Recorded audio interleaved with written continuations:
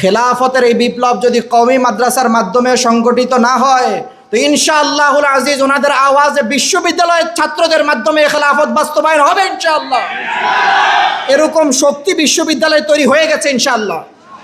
বিশ্ববিদ্যালয়ের ছাত্রদের মধ্যে, শিক্ষকদের মধ্যে এরকম বিশুদ্ধবাদী আকীদার এরকম মর্দে মুজাহিদ আছেন, যারা এরকম 1000 মুজাহিদকে যদি জেলে বন্দী করা হয় তো গোটা দেশ কারাগারে পরিণত করে দিতে পারবে, এরকম মুজাহিদরা আছেন। আপনারা দেখেছেন 15 বছরের জালেমের শাসনের বিপরীতে আমরা একটা কথিত বিপ্লবকে দেখতে পেয়েছি।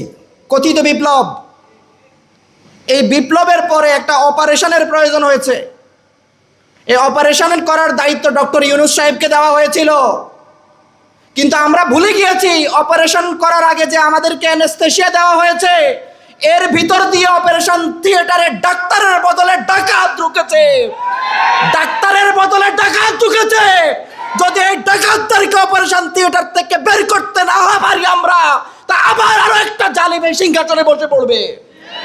আমি আপনাদের কাছে বলতে চাই, যদি এই বিপ্লবকে বাস্তবায়িত করতে হয় তো একদল মুজাহিদের প্রয়োজন হবে, যারা হযরত রবীঈ ইবনে আমির রাদিয়াল্লাহু তাআলা আনহুর মতো বাদশার সামনে গিয়ে বলবে, তোমরা তরবারি দেখেছো, তরবারি চালানেওয়ালার বাহু দেখো নাই।